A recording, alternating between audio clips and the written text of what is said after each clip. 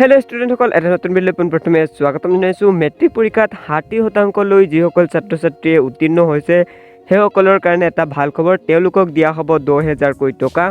কিন্তু ইয়াত এটা কন্ডিশন আছে যে সকলো ছাত্ৰ ছাত্ৰীয়ে ইয়াৰ সুবিধাটো নাপায় কিয় নাপায় সকলোখিনি কথা ভালদৰে জানিবলৈ ভিডিঅটো হেকলৈ চাই থাকা সো স্টুডেন্ট সকল তোমালোকে স্ক্ৰিনত দেখিবলৈ পাইছা সম্পূৰ্ণ আৰ্টিকলটো এইটো ইয়াতে সকলোখিনি কথা ভালদৰে লিখা আছে তো বেসিক্যালি এইটো এটা এৱাৰ্ড হয় জ্ঞান বিকাশ এৱাৰ্ড যি ধৰণে আনন্দৰাম বৰুৱা এৱাৰ্ড দিয়া হয় হেতু চৰকাৰৰ ফালৰ পৰা দিয়া হয় কিন্তু ইয়াত ঠেঙ্গাল কছাৰী স্বায়ত্তশাসিত পৰিষদৰ পৰা এই এৱাৰ্ডটো দিয়া হয় আৰু 60% যিসকলে ছাত্ৰ ছাত্ৰীয়ে মেট্ৰিক পৰীক্ষাত পাৰ্চেন্টেজ পায় বা 60% লৈ উত্তীৰ্ণ হয় হেসকলক এৱাৰ্ডটো দিয়া হয় লগতে আৰু যিসকলে ইয়াতকৈ বেছি পায় বা পজিশন পায় হেসকলকো ইয়াত এৱাৰ্ড দিয়া হয় তো সকলোখিনি কথা ইয়াত লিখা আছে তো মই এতিয়া তোমালোকক পঢ়ি শুনাবলৈ গৈ আছো ঠেঙ্গাল কছাৰী আৰু পৰিষদৰ এককালীন অঠেঙ্গাল মেধাবী ছাত্ৰ ছাত্ৰীলৈ এককালীন বিত্তীয় সাহায্য ঠেঙ্গাল কছাৰী স্বায়ত্তশাসিত পৰিষদে 2020 বৰ্ষৰ বাবে উচ্চ আৰু উচ্চতৰ মাধ্যমিক পৰীক্ষাত বিশেষ কৃতিৰে উত্তীৰ্ণ হোৱা ঠেঙ্গাল কছাৰী ছাত্ৰ ছাত্ৰীৰ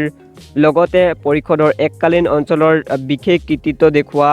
অঠেঙ্গাল ছাত্ৰ ছাত্ৰীসকলৰ বাবে জ্ঞান বিকাশ বঁটা প্ৰদানৰ আয়োজন কৰিছে এই বঁটাত নগদ ধনৰ লগতে এখনকৈ প্ৰশস্তি পত্ৰ প্ৰদান কৰা হ'ব এই বঁটা লাভৰ বাবে প্ৰয়োজনীয় অৰ্হতা এনে ধৰণৰ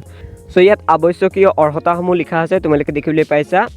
পোনপ্ৰথমে লিখা আছে হাই স্কুল শিক্ষান্ত পৰীক্ষা 2020 ত যিসকলে পাছ কৰিছে হেকলৰ কাৰণে প্ৰথম তিনিটা স্থানপ্ৰাপ্ত ছাত্ৰ ছাত্ৰীৰ বাবে 50000 টকা কৈ দিয়া হ'ব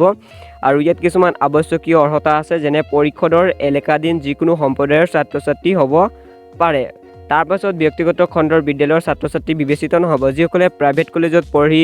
উত্তীৰ্ণ হৈছে হেসকলক দিয়া নহ'ব তাৰ পাছত দিয়া হৈছে 70% বা অধিক নম্বৰ লাভ কৰোতাসকলৰ বাবে হেসকলক দিয়া হ'ব 2000 কোটি টকা আৰু অঠেঙ্গাল ছাত্ৰ ছাত্ৰীৰ বাবে প্ৰযোজ্য হ'ব ছাত্ৰ বা ছাত্ৰীগৰাকী পৰিষদৰ এলেকাধীন বাসিন্দা হ'ব লাগিব ব্যক্তিগত খণ্ডৰ বিদ্যালয়ৰ ছাত্ৰ ছাত্ৰী বিবেচিত নহ'ব তাৰ পাছত দিয়া হৈছে 60% বা অধিক নম্বৰ লাভ কৰোতাসকলৰ বাবে 2000 টকা কৈ ইয়াত দিয়া হ'ব ইয়াত আৱশ্যকীয় অৰ্হতা হৈছে ঠেঙ্গাল কছাৰী ছাত্ৰ ছাত্ৰী হ'ব লাগিব অসমৰ যিকোনো ঠাইৰ ছাত্ৰ ছাত্ৰী বিবেচিত হ'ব ব্যক্তিগত খণ্ডৰ বিদ্যালয়ৰ ছাত্ৰ ছাত্ৰীও বিবেচিত হ'ব তাৰ পাছত উচ্চতৰ মাধ্যমিক শিক্ষান্ত পৰীক্ষা 2020 ত যিসকলে পাছ কৰিছে হেসকলৰ কাৰণে ইয়াত কিছুমান বঁটা দিয়া হ'ব যেনে প্ৰথম তিনিটা স্থানপ্ৰাপ্ত ছাত্ৰ ছাত্ৰীৰ বাবে 50000 টকা কৈ দিয়া হ'ব আৰু আৱশ্যকীয় অৰ্হতা হৈছে পৰিষদৰ এলেকাধীন যিকোনো সম্প্ৰদায়ৰ ছাত্ৰ ছাত্ৰী ব্যক্তিগত খণ্ডৰ বিদ্যালয়ৰ ছাত্ৰ ছাত্ৰী বিবেচিত নহ'ব প্ৰাইভেট কলেজৰ পৰা উত্তীৰ্ণ হোৱাসকলক দিয়া নহ'ব তাৰ পাছত 70% বা অধিক নম্বৰ লাভ কৰোতাসকলৰ বাবে 10000 টকা কৈ দিয়া হ'ব ইয়াত আৱশ্যকীয় অৰ্হতা হৈছে অঠেঙ্গাল ছাত্ৰ ছাত্ৰীৰ বাবে প্ৰযোজ্য হ'ব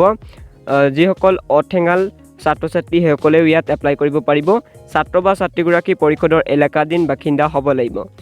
ব্যক্তিগত খণ্ডৰ বিদ্যালয়ৰ ছাত্ৰ ছাত্ৰী বিবেচিত নহ'ব তাৰ পাছত হেকত দিয়া হৈছে 60% বা অধিক নম্বৰ লাভ কৰোতাসকলৰ বাবে 10000 টকা কৈ ইয়াত বঁটা দিয়া হ'ব তাৰ পাছত ঠেঙ্গাল কছাৰী ছাত্ৰ ছাত্ৰী হ'ব লাগিব আৱশ্যকীয় অৰ্হতা অসমৰ যিকোনো ঠাইৰ ছাত্ৰ ছাত্ৰী বিবেচিত হ'ব ব্যক্তিগত খণ্ডৰ বিদ্যালয়ৰ ছাত্ৰ ছাত্ৰীও বিবেচিত হ'ব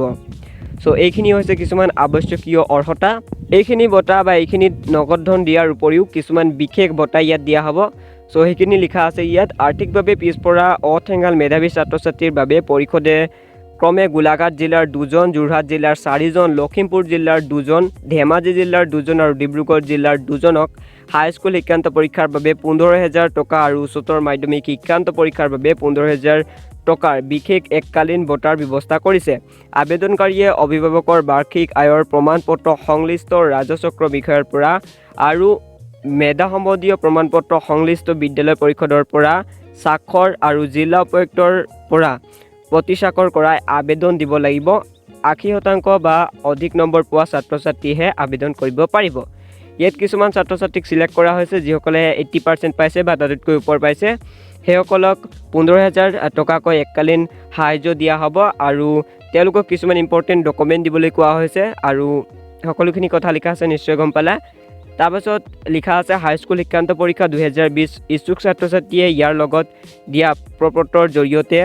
বিজ্ঞাপন প্ৰকাশ পোৱাৰ পাছত এই যিটো আৰ্টিকল দিয়া হৈছে এই বিজ্ঞাপনখন প্ৰকাশ পোৱাৰ পাছত 15 দিনৰ ভিতৰত সম্পূৰ্ণ নথি পত্ৰ সহ পৰিষদৰ কাৰ্যালয় পোৱাকৈ আবেদন কৰিব লাগিব উচ্চতৰ মাধ্যমিক শিক্ষান্ত পৰীক্ষা 2020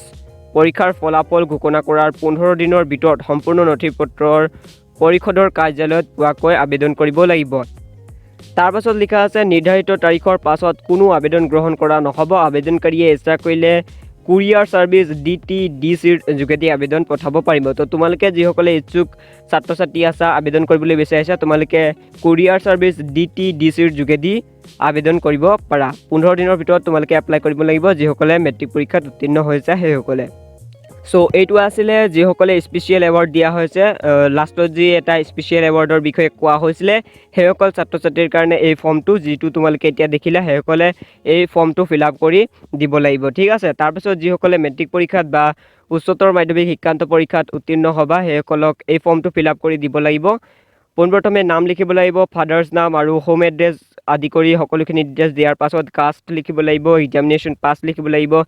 hsLC নে hsslc আৰ্ট ছায়েন্স কমাৰ্চ কোনটো লিখিব লাগিব। তাৰপাছত মাৰ্ক ছিকিউৰ্ড 60% এবভ নে 70% এবভ নে ৰেংক হোল্ডাৰ টিক চিন দিব লাগিব। তাৰ বেংকৰ ডিটেইলছ দিব লাগিব আৰু সকলোখিনি ডিটেইলছ দিয়াৰ পাছত তোমালোকে নেক্সট এই যিটো ফৰ্ম দিয়া হৈছে এইটো ফিল আপ কৰিব লাগিব। Certificate of the head of the institution where the applicant studied for the last 2 year। Last 2 বছৰ তোমালোকে যোনটো কলেজত পঢ়িছিলা যোনখন কলেজত পঢ়িছিলা বা স্কুলত পঢ়িছিলা তাৰ পৰা হেড অফ ইনষ্টিটিউশ্যন বা প্ৰিন্সিপালৰ পৰা সাইন কৰাই আনিব লাগিব এই ফৰ্মখন সকলোখিনি ডিটেইলছ দিয়াৰ পাছত। ঠিক আছে। সো মেট্ৰিক পৰীক্ষাত যিসকলে 60% লৈ উত্তীৰ্ণ হৈছে বা তাতোতকৈ বেছি পাইছা সেইসকলে যদি ইয়াত এপ্লাই কৰিবলৈ বিচাৰিছা তেনেহ'লে এই ফৰ্মখন ফিল আপ কৰিব লাগিব আৰু সকলোখিনি ডিটেইলছ দিয়াৰ পাছত তোমালোকে 15 দিনৰ ভিতৰত আবেদন কৰিব লাগিব আৰু তোমালোকে কুৰিয়াৰ ছাৰ্ভিচ DTDCৰ যোগেদিও আবেদন কৰিব পাৰিবা। ঠিক আছে। সো এইখিনি আছিলে সম্পূৰ্ণ ডিটেইলছ। আশা কৰিছোঁ তোমালোকে ভালধৰণে বুজি পালা। যদি কিবা বুজি নাই পোৱা তেনেহ'লে কমেণ্ট কৰি জনাব পাৰা। সো তেতিয়াহ'লে মই নেক্সট এটা নতুন ভিডিঅ'ত আকৌ লগ পাম। Good bye.